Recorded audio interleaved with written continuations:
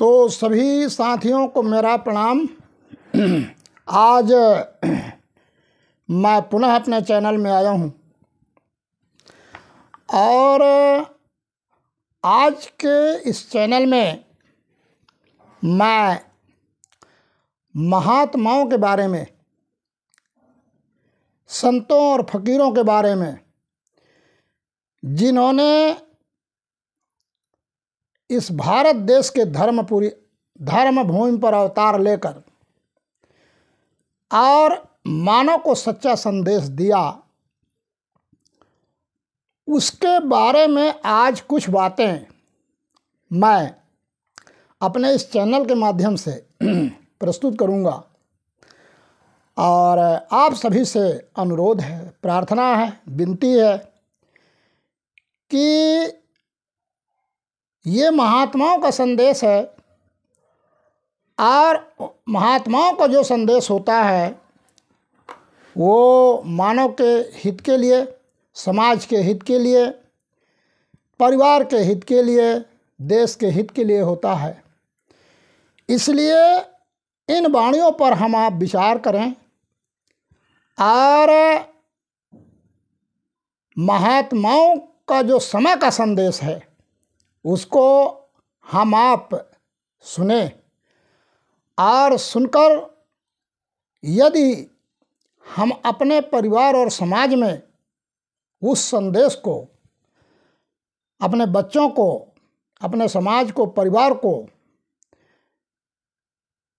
वो संदेश को सुनाकर उनके जीवन में परिवर्तन ला दें तो मनुष्य का बहुत बड़ा भाग्य उदय होगा। मेरा कहने का तात्पर्य यह है कि हम सब एक मनुष्य हैं और मनुष्य पावरफुल प्राणी होता है इस धरती का, और महात्माओं ने इस जीवात्मा के कल्याण के लिए अथक मेहनत किया और इस धरती में आकर वो सच्चा संदेश सुनाया। हम आप आए और कुछ बातें आज मैं रखूँगा और उस बात पर गंभीरता से लेते हुए विचार हम आप सब करेंगे। तो सबसे पहले मैं एक चेतावनी बोलूँगा और चेतावनी के बाद कुछ बातें मैं रखूँगा। तो इसके लिए मैं सभी से हाथ जोड़कर अब विनम्रता के साथ सर झुकाकर प्रणाम करता हूँ और निवेदन करता हूँ कि आप सब लोग आइए और आज हम इस चेतावनी के माध्यम से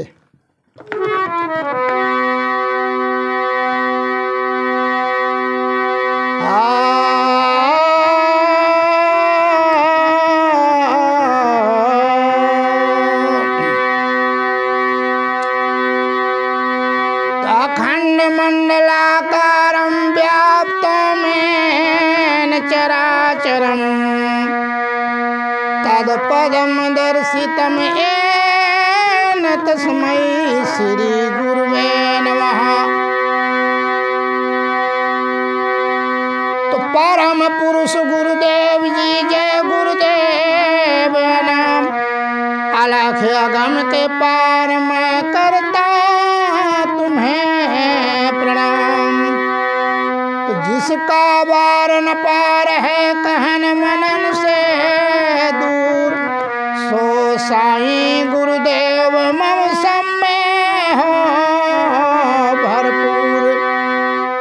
तो चंद्र सूर्य की किरण फैली ज्योति अपार, तीन लोक 14 भुवन सब तेरे आधार।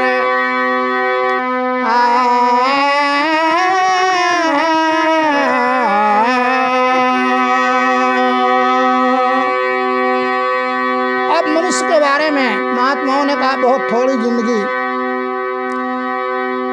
इस मानव की उम्र के बारे में महात्माओं ने कहा कि सतयुग में 1 लाख वर्ष की और त्रेता में 10,000 वर्ष की उम्र होती थी और द्वापर में 1,000 वर्ष और इस कलयुग में 100 वर्ष।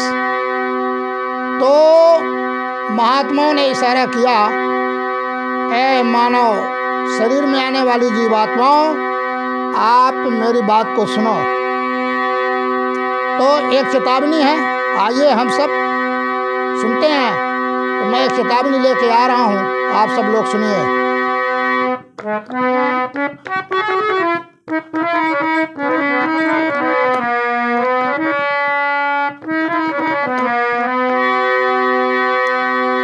अरे अब तो भजन करो भाई हो, बची थोड़ी उमरिया।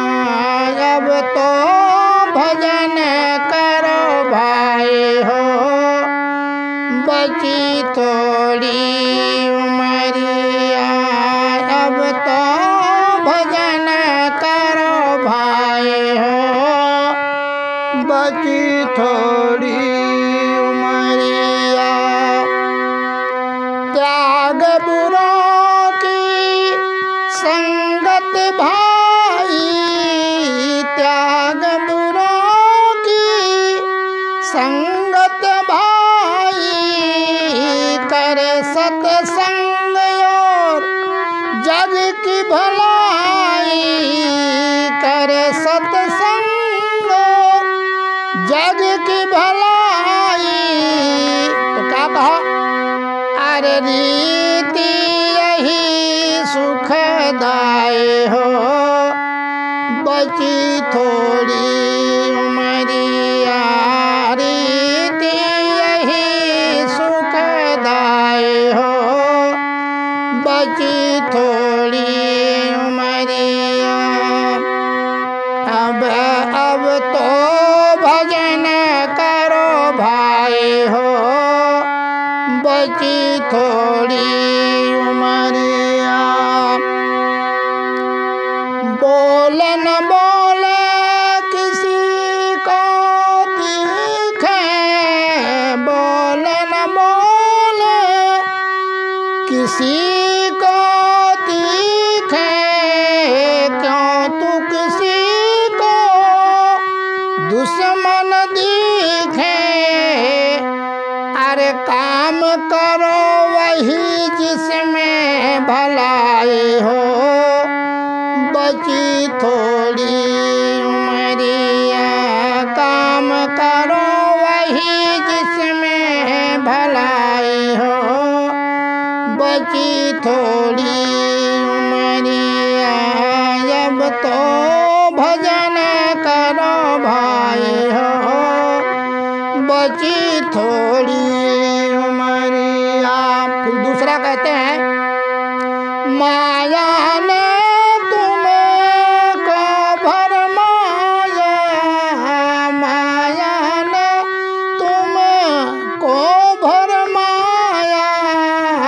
सुंदरता का दास बनाया। फिर क्या कहा? अरे नावे भंवर में फंसाई हो, बची थोड़ी उमरिया। नावे भंवर में फंसाई हो, बची थोड़ी उमरिया। अब तो भजन करो भाई हो, बची थोड़ी उमरिया। फिर क्या कहा? पाप गठरिया सर से पटक दे, पाप गठरिया सर से पटक दे। लोभ जो थामे हाथ झटक दे। तो क्या कहा भैया? अरे धर्म की पकड़ो कलाई हो, बची थोड़ी उमरिया। धर्म की पकड़ो कलाई हो, बची थोड़ी उमरिया। अब तो भजन करो भाई हो, बची थोड़ी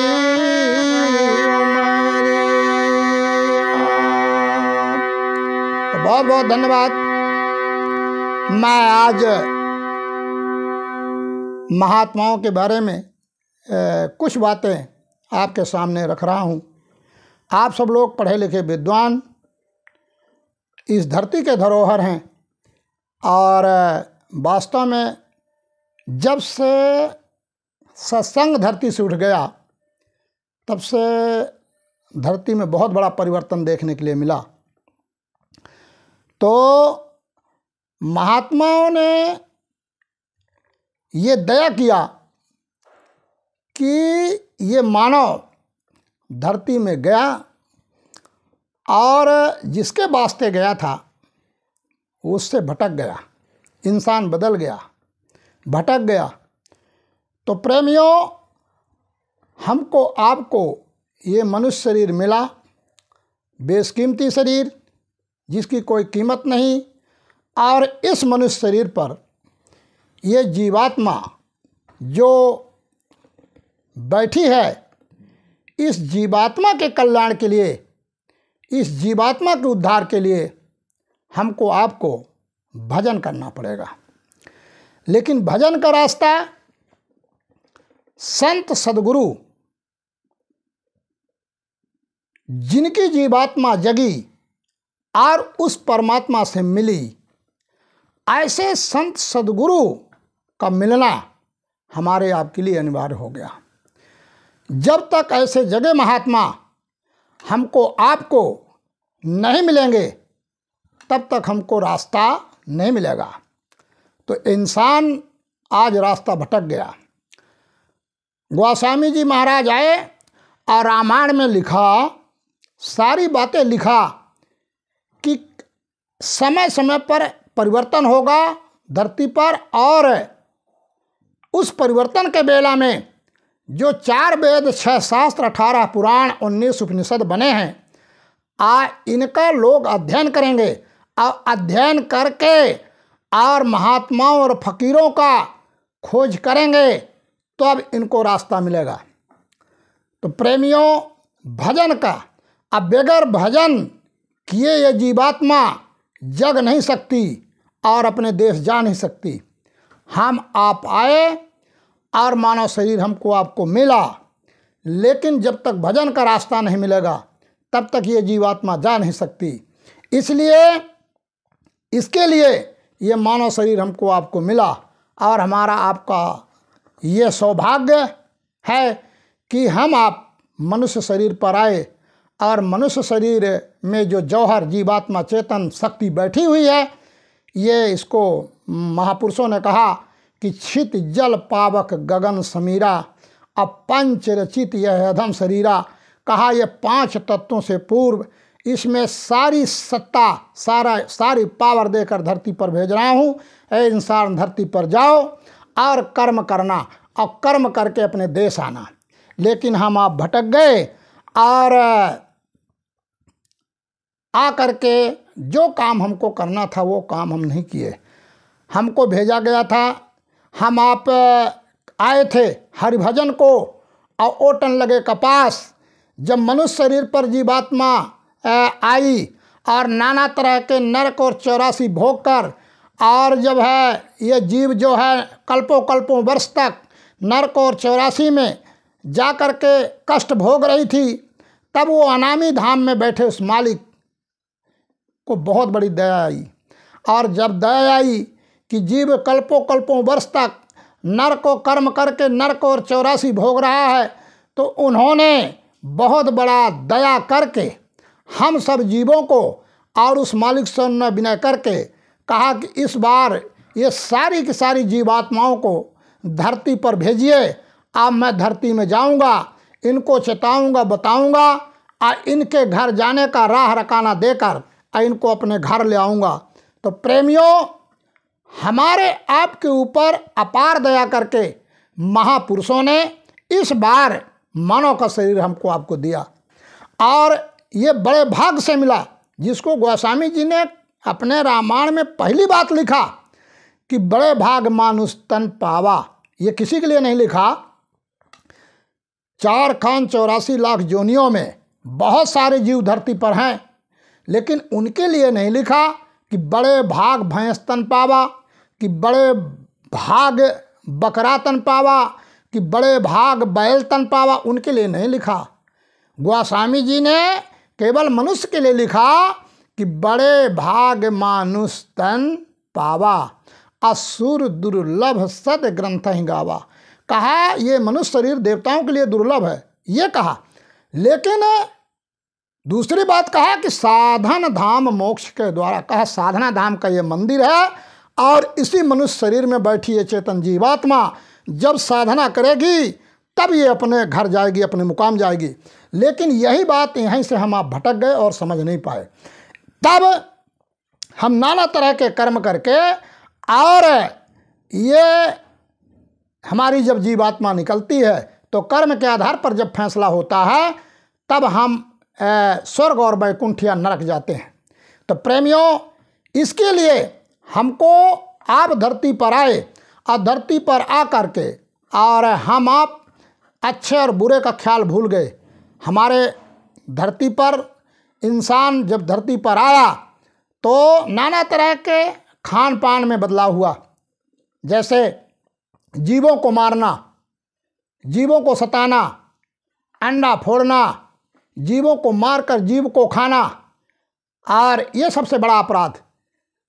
ऐसे अखाद्य वस्तु जैसे मांस शराब का सेवन करना, ये जो बुद्धि को पागल कर देती है, इंसान उसको अपना लिया और कहा यह खान पान है और ये खाने के लिए बना है। लेकिन धर्म प्रेमी भाई बहनों, महात्माओं ने कहा कि ईश्वर अंश जीव विनाशी अचेतन माल सहज सुख राशि। कहा ईश्वर अंश जीवात्मा, कहा ईश्वर के अंश जीवात्मा वो कोई भी जीव हो, चाहे बकरे का जीव हो, चाहे बैल का हो, चाहे भैंस का हो। कहने का तात्पर्य कि 84 लाख योनियों में जो अन्य जीव हैं मनुष्य को छोड़कर, ये सब भोग योनि है। लेकिन उस सारे जीवों पर उस मालिक की जीवात्मा कैद है जिनको हमें मारने कोई अधिकार नहीं। लेकिन हम आप आए और अज्ञानतावश जानकारी न होने के कारण हम आप बकरा मार दिए, बकरा खा लिए, हम आप मछली मारकर खा लिए और नाना तरह के जीवों को हमने सताया। अब जब मनुष्य इतना बड़ा अपराध किया, तो जब इतना बड़ा अपराध करके जीवों को मारकर जीवों को खाया, जीवों को सताया, इतना बड़ा अपराध लगा, तब ये जीवात्मा जब निकलती है तो कहाँ जाती भाई? इसके कर्म का सजा तो देना पड़ेगा। प्रेमियों, महात्मा इस बात का जिक्र करते हैं, महात्मा इस बात का संदेश देते हैं कि यदि आप कर्म जीवों को मारोगे, जीवों को सताओगे तो आपको बदला देना पड़ेगा। जब इस धरती पर बड़े बड़े पावर शक्ति धरती पर आए, भगवान राम जैसे धरती पर आए और उनको बदला देना पड़ा, ये इतिहास गवाह है। भगवान राम जब त्रेता में आए और अपन त्रेता में आ करके बाली को ओट से मारा तो अपराध लगा, कर्म बन गया भगवान राम का। तो द्वापर में उस कर्म का बदला देने के लिए भगवान को द्वापर में उनको अपना बदला देना पड़ा।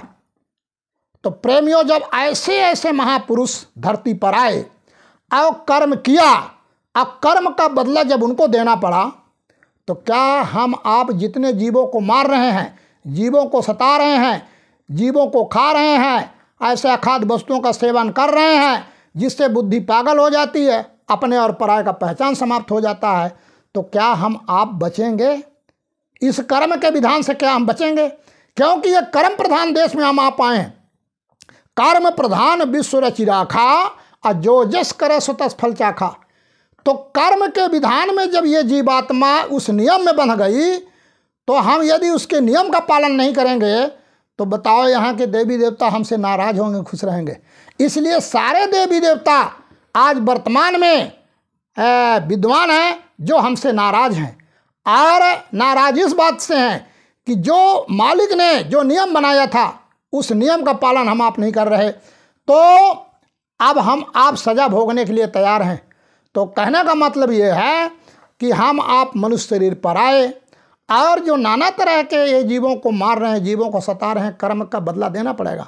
मैं आपसे निवेदन करूंगा, यदि मेरा बच्चा बीमार हो जाए, थोड़ा सा मूड में दर्द आ जाए, सर दर्द करने लगे, बुखार आ जाए, तो तुरंत हम आप गाड़ी मोटरसाइकिल तैयार करके डॉक्टर के पास भागते हैं और डॉक्टर से निवेदन करते हैं कि सरकार हमारे बच्चे की तबीयत बहुत ख़राब है, थोड़ा सा देख लीजिए। नारी नवाज देखता है, दवाई देता है और हम बड़ा अर्जू मिन्नत करते हैं कि सरकार बहुत जल्दी हमारा बच्चा ठीक हो जाए। बताइए, आप हमारे इन वचनों को ध्यान गौर से सुनिए और विचार करिए कि जिस तरह हम अपने बच्चे के लिए तड़प हमारी है, तो क्या उस बकरी को अपने बच्चे के प्रति अपने बच्चे के लिए क्या प्रेम उसका नहीं होगा? अब वो बकरे को, हम बेजुबान जानवर को कान पकड़ के दिन दहाड़े ले जा रहे हैं, वो बकरी चिल्ला रही है कि देखिए दिन दहाड़े मेरे बच्चे को कत्ल करने के लिए जा रहे हैं, लेकिन उसकी गुहार कोई सुनने के लिए तैयार है क्या? इसलिए धर्म प्रेमी भाई बहनों, जिस तरह है हम अपने बच्चे के प्रति स्नेह, प्रेम और दया भाव रखते हैं, उसी तरह अन्य जीवों से यदि हमारा प्रेम और दया रहेगा तब तो संभव है। और अब इतना बड़ा कर्म जब बन गया, ये कर्म का अंबार लग गया, तो ये बताइए कि जब हमारे अंत में हमारे श्वासों की पूंजी जब ख़त्म होगी और जब हमको उस मालिक के दरबार में जाएंगे, तो जब मालिक के दरबार में जाएंगे, जब वो खाता बही खोलेगा, तो हम क्या जवाब देंगे? वहाँ हमारे साथ कौन जाएगा? इतना बड़ा अपराध धरती पर हमने किया है, तो जब हम यहाँ से जाएंगे और उस दरबार में हमारी पेशी होगी और पेशी में जब अदालत में हम खड़े किए जाएंगे, तो वहाँ हमारे साथ कोई जाने वाला है क्या? जबकि महात्माओं ने कहा कि तुम्हारे साथ औरत आगंतक और परिवार समाज श्मशान घाट तक और बच्चा पिंडदान तक साथ जाएगा, बाकी तुम्हारे साथ कोई जाने वाला नहीं है। लेकिन महात्माओं ने कहा, अय बच्चा, सच्चा गुरु यदि है तो तुम्हारा जमानत लेने के लिए वो तो वहाँ जाता है और वहाँ जाकर तुम्हारा जमानत लेता है। लेकिन जब ऐसा सच्चा गुरु कोई खोज करें और ऐसे गुरु जब हमको मिलें तब तो जाएंगे, और नहीं तो जितना बड़ा अपराध करके इस धरती पर हम आप बैठे हैं, इस अपराध का बदला हमको आपको देना पड़ेगा। इसलिए धर्म प्रेमी भाई बहनों, हमसे आपको कोई गुनाह हो जाता है, यहाँ कोई लड़ाई झगड़ा हो जाता है, चाहे परिवार में हो, चाहे समाज में हो, चाहे दूसरे जगह हो, तो देखिए जब मारपीट हो जाती है तो FIR दर्ज होता है, और जब FIR दर्ज होता है, पुलिस आती है, पकड़ के ले जाती है और कानूनी कार्रवाई करती है, तो हमको आपको सज़ा मिलता है। लेकिन यहाँ का जो संविधान है, तो यहाँ के लोग हमको जमानत लेने के लिए तुरंत पहुँच जाते हैं कि ये भैया लीजिए, इनको जमानत दीजिए।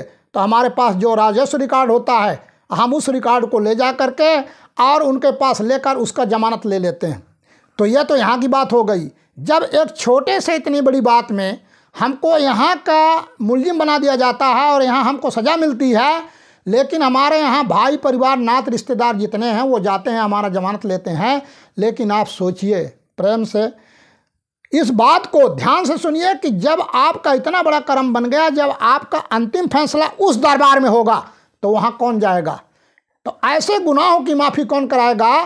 तो रामायण में लिखा कि बिन गुरु भव निह तरह न कोई, अजो बिरंच शंकर सम होई। तो कहा ऐसे इसके लिए हमको आपको सचेत होकर के गुरु बनाना है। लेकिन अब गुरु बनावे जान के, अब पानी पिए छान के, और जैसे पिए पानी और वैसे हो बानी, और जैसे करे हार और वैसे बने विचार। तो कहा कि यदि इतना बड़ा जुर्म बना है, तो हमको आपको वहाँ के लिए भी कोई न कोई साथी बनाना होगा। तो वहाँ तो हमारा परिवार और समाज, रिश्तेदार ये तो नहीं जा सकते, केवल एक गुरु जाता है। तो उसमें क्या कहना है आप लोगों के सामने पेश है। कर लो गुरु वकील मुकदमा भारी है, जन्म जन्म के पाप बड़ा दुखकारी है। कर लो गुरु वकील मुकदमा भारी है, जन्म जन्म के पाप बड़ा दुखकारी है। कहा गुरु बना लो और वो गुरु ही वकालत वहाँ करने जाएगा, बीच में कोई नहीं जाएगा। तो कहते हैं कर लो गुरु वकील मुकदमा भारी है, जन्म जन्म के पाप बड़ा दुखकारी है। काल कर्म ने हमें भरमाया, पाप पुण्य दो नियम बनाया। काल कर्म ने हमें भरमाया, पाप पुण्य दो नियम बनाया। आप छिपे निज धाम मुकदमा भारी है, जन्म जन्म के पाप बड़ा दुखकारी है। आज इस भगवान ने तुम्हें धरती पर लाया और वो दो नियम बना दिया यहाँ कि इस धरती में आप आए हो, अच्छा करो चाहे बुरा करो, अब परिणाम आपको भोगना है। तो क्या कहा, काल कर्म, काल भगवान ने जो हमें वरदान के रूप में मांग के लाया और यहाँ पर रख दिया और नियम बना दिया। और नियम क्या बना दिया, पाप और पुण्य। कहा पाप करो अच्छा पुण्य करो, है ना, लेकिन इसका परिणाम आपको देना पड़ेगा। लेकिन इसका जमानत कौन लेगा, सच्चा गुरु लेगा। तो गुरु कैसा हो, तो कर लो गुरु वकील मुकदमा भारी है, जन्म जन्म का पाप बड़ा दुखकारी है। काल कर्म ने हमें भरमाया, पाप पुण्य दो नियम बनाया। अब आप छिपे निज धाम मुकदमा भारी है, जन्म जन्म के पाप बड़ा दुखकारी है। जब जीवात्मा यहाँ से निकलकर यमराज के दरबार में पेश होगी, जब वो अदालत में खड़ी होगी, तब सुनिए। धर्मराज ने खाता खोला, सब धारा जो तुम पर जोड़ा। धर्मराज ने खाता खोला, सब धारा जो तुम पर जोड़ा। तो कहते हैं गुरु बिन कोई न सहाय, मुकदमा भारी है, जन्म जन्म के पाप बड़ा दुखकारी है। गुरु बिन कोई न सहाय, मुकदमा भारी है, जन्म जन्म के पाप बड़ा दुखकारी है। कहा धर्मराज, जब जीवात्मा वहाँ जाती है और धर्मराज आदेश करता है कि ले आओ इनका खाता बही खोलो, ये धरती में गए, ये कितना कर्म किया, कितना पाप किया, कितना पुण्य किया। जब इसका हिसाब होता है तो कहते हैं धर्मराज ने खाता खोला और सब धारा जो तुम पर जोड़ा। और जब वो खाता खुलता है तो हमारे पाप और पुण्य का हिसाब होता है, और उस पाप और पुण्य को जिस तरह धारा यहाँ लगता है, जैसे कोई किसी को मार देता है तो कहते हैं मर्डर किया भाई, 302 का मुकदमा, 302 का मुकदमा FIR दर्ज में लगता है, आजन्म कारावास। इसी तरह है जो हम आप कर्म करके जाते हैं तो उसके दरबार में भी खाता जब खोला जाता है, वो सारा धारा लगाया जाता है कि इस केस पर, इस मुकदमे पर ये धारा, और ये जीव मारने पर ये धारा, और ये अंडा मारने फोड़ने पर ये धारा, ये मछली मारने का ये धारा, ये आदमी को मारने का ये धारा, ये पशुओं और जानवरों को मारने का ये धारा। ये पूरे धारा का हिसाब होता है, तब हमारा फैसला होता है कि हम कहाँ जाएंगे, स्वर्ग जाएंगे कि नरक जाएंगे। इसलिए धर्म प्रेमियों क्या कहना है, कर लो गुरु वकील मुकदमा भारी है, जन्म जन्म का पाप बड़ा दुखकारी है। फिर जहाँ जीवात्मा जाती है वहाँ हमारे साथ कोई नहीं जाता, केवल वहाँ गुरु जाता है। तो क्या कहना है, वहाँ न तेरा भ्रात सखा है, वहाँ न तेरा मातु पिता है। जहाँ हम जाएंगे, जहाँ हमारी जीवात्मा जाएगी, वहाँ ना हमारे साथ है हमारी पत्नी जाएगी, ना हमारा औलाद जाएगा, ना हमारे माता पिता जाएंगे, ना हमारी अर्धांगिनी जाएगी, ना हमारा समाज परिवार जाएगा। वहाँ केवल एक अकेला जीव जाता है और उसके साथ इंसाफ होता है। तो क्या कहते हैं, वहाँ न तेरा मात पिता है, वहाँ न तेरा बंधु सखा है।